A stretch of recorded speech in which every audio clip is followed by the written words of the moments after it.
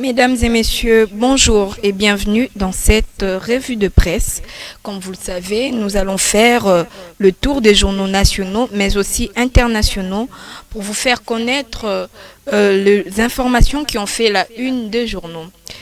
On commence avec l'affaire Boukangalonzo opposant l'ex-premier ministre Matata Ponyo et le procureur près la haute cour, M. Jean-Paul Mukolo.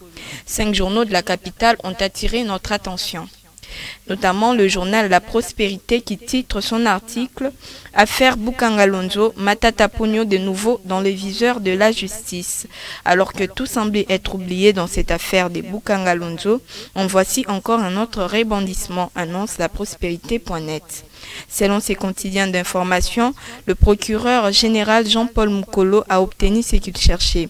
Le sénateur Augustin Matata Ponyo devra donc s'attendre à répondre sur le présumé détournement des deniers publics sur la gestion du parc agro-industriel de Boukangalonzo.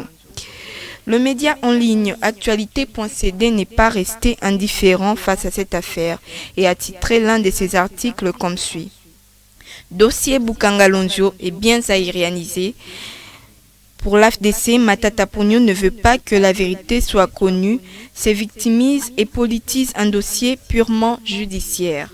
Il note aussi que l'AFDC s'est dit surpris de constater les provocations, insultes et attaques personnelles à l'endroit du président du Sénat, Modeste Bahati, allant jusqu'à intenter un procès infondé et sans cause contre ces derniers. La FDC prévient que pour toutes les imputations dommageables et fausses accusations de M. Matata à l'égard de l'honorable président du Sénat et de l'autorité morale de la FDC, Modeste Bahati Lukwebo, va saisir la justice en vue de corriger définitivement M. Matata. Peut-on lire comme propos dans cet article d'information en ligne. Il faut signaler qu'il s'agit d'un détournement de fonds destiné à l'indemnisation de 300 personnes qui seraient propriétaires des biens aérianisés.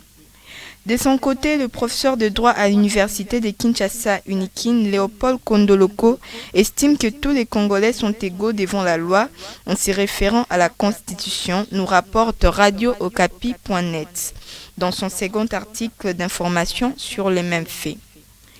Par contre, Congo Nouveau s'intéresse à l'avenir politique des Matata Ponyo. On peut le constater à travers son titre « Et si Matata Ponyo était les candidats à retirer ?»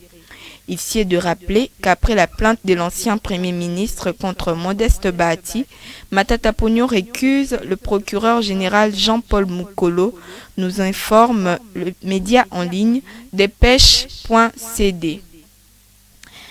L'actualité en dehors de nos frontières, c'est l'accident du Titan.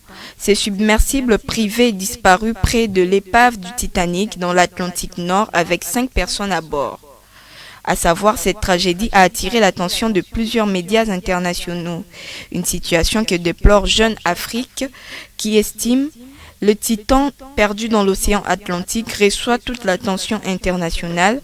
Le naufrage successif d'esquives des migrants en Méditerranée se perdent dans une quasi-indifférence. De l'autre côté, les journaux occidentaux ne cessent de s'interroger sur la cause de l'accident du Titan. Le cas de Figaro qui titre son article « Comment le Titan a-t-il pu imploser ?»